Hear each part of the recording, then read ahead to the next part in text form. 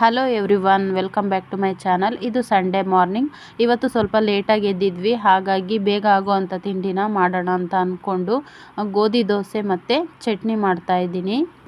ನಾನು ಈ ದೋಸೆಯನ್ನು ಮಾಡೋದಕ್ಕೆ ಯಾವುದೇ ರೀತಿಯಾದಂತಹ ಪ್ರಿಪ್ರೇಷನ್ಗಳನ್ನ ಮಾಡ್ಕೊಳ್ಳೋದಿಲ್ಲ. ಆವಾಗೇ ಸಡನ್ನಾಗಿ ಮಾಡ್ಕೊಳ್ಳೋ ಅಂತಹ ಕ್ವಿಕ್ ರೆಸಿಪಿ ಅಂತಲೇ ಹೇಳ್ಬೋದು.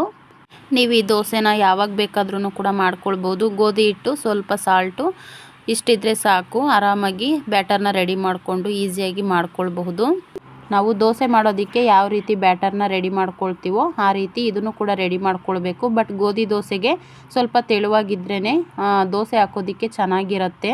ಇವಾಗ ಟಿಫನು ರೆಡಿಯಾಗಿದೆ. ನಾಳೆ ಸಂಕ್ರಾಂತಿ ಹಬ್ಬ ಅಲ್ವಾ, ಹಾಗಾಗಿ ಸ್ವಲ್ಪ ಬೆಲ್ಲ ಮತ್ತು ಸ್ವಲ್ಪ ಕೊಬ್ಬರಿನ ಹಚ್ಚಿ ಟೆರೆಸ್ ಮೇಲೆ ಇಟ್ಟಿದ್ದೆ.